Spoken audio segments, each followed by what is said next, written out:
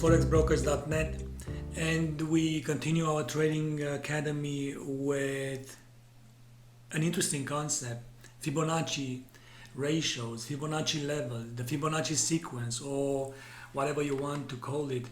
Fibonacci ratios and levels are responsible for most of technical analysis concepts that we use today, and they will be here for as long as technical analysis exists.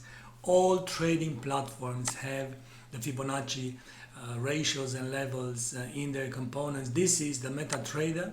If you go on the insert tab, the Fibonacci has all the tools here that we discuss in this article, and also in the two videos that come with this article: the Fibonacci retracement, time zones, fan arcs, and Fibonacci expansion. And Fibonacci also has a dedicated tab here on the MetaTrader, but you can find the same thing or a similar thing on other trading platforms as well.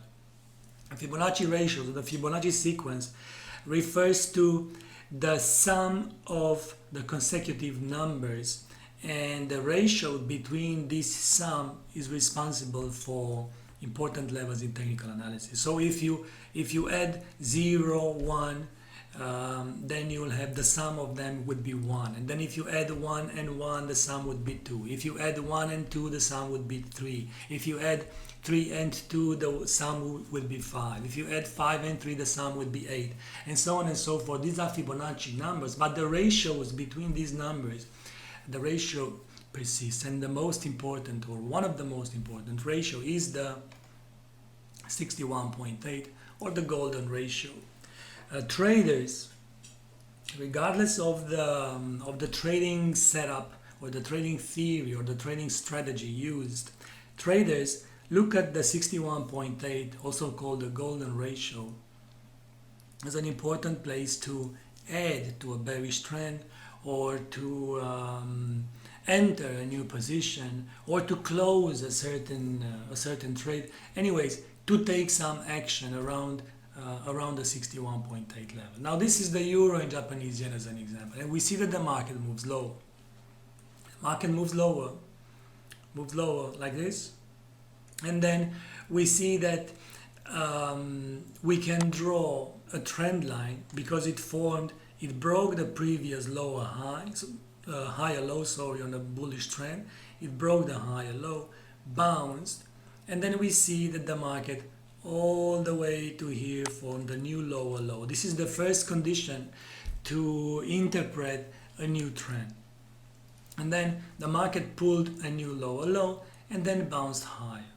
At this point in time, what traders do is they take a Fibonacci retracement like this one, and they quickly drag the Fibonacci retracement like this, and they look for 61.8 retracement, measuring the highs and the lows here. The 61.8 is here, and we see that the market comes to 61.8 right here, 61.8 right here, and then moves lower as well. So the idea is that shorting 61.8, but think of it as an area, not necessarily a level, an area. This is the FX market, and the FX market moves quite in a volatile manner. So this is an area to go short, providing the bearish trend remains in place. Now we see that the market bounced and made a new low, and the implications are that the trend line should be altered like this in order to respect the new trend. This would be our trend line. Now, and how to trade then the next move? Well, that's very easy, because if we go and interpret the euro and Japanese yen, we see that this is the first entry. This is the first entry on the 61.8, like this. And then the market made a new low. What to do? Well, to measure the next market swing. Measure the next market swing with the Fibonacci retracement, find out the 61.8 level.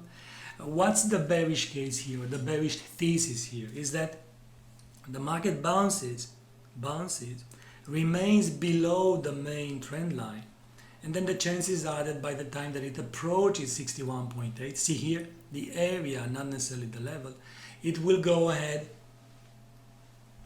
to threaten new lows, and it made new lows. Moving forward, we see that even here, after it made new lows, it bounced. If we use the same Fibonacci level to find out 61.8 level, and then it was rejecting, threatening to break new lows, and eventually it made new lows here. And this is one way, one example to use the 61.8 retracement level, but the 61.8 or the golden ratio has various implications on different trading theories as well. The Elliott wave theory, for instance, is built on Fibonacci ratios, especially 61.8. Traders look for the 61.8 retracement to buy the second wave in an impulsive move at the start of the third wave. They also look for the 61.8 in a B wave over flat. If you check the articles here in this Trading Academy with the B wave over flat, the minimum retracement for the B wave is 61.8, and the market may move beyond. This is the Australian dollar and the US dollar, and it shows the relevance of other Fibonacci retracement levels. What we see on the Australian dollar, US dollar current price action, we see a dip lower here towards the 0.55, and then an aggressive bounce higher. But this bounce higher came after a triangle that acted as a reversal pattern. Take a look here, A, B, C, D, E, and then the market bounced higher. It implies, according to technical analysis, that the bottom wasn't at the lows here, but the bottom on this previous trend, bearish trend, was at the end of this triangle here. And therefore, if we are to use a Fibonacci retracement level to find an entry for a long trade in this case, we should begin from the start of the move until the end of it. The start of the move is not here, but here. As a tip from me, this is a very important principle, especially on the Elliott wave theory, because during the Elliott wave theory, many times the market ends at the high or at the low. There are not the actual end of the previous wave, and therefore the levels of the 61.8, the 38.2, and so on levels, they are altered. So what do we see? We see a move higher. It should be a wave A, probably wave A of a zigzag, and then the market reversed low. In a zigzag, a crucial role, it has the 23.6 level and the 38.2. The minimum distance or the minimum retracement in a zigzag is 1%. Rarely the market reverses 1%, but 23% often. So on 23%, traders go on the long side, and we see here the market dips to 38.2 and almost 50%. The invalidation here should be the 61.8. Why? Because almost never in a zigzag the market reverses more than 61.8. So entering 23.6, 38.2 to the long side, stop loss 61.8 or a bit lower here, targeting the C wave.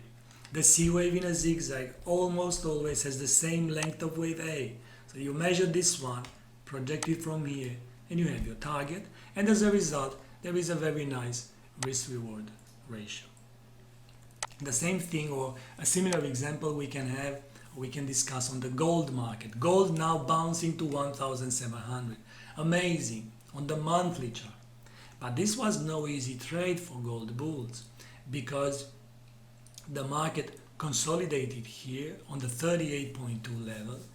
And this is an important principle to use Fibonacci ratios on the monthly chart and on the bigger time frames. And let me start again with the next video with this concept, as I don't want to hurry up explaining it. Stay tuned for the next video, please. Bye bye.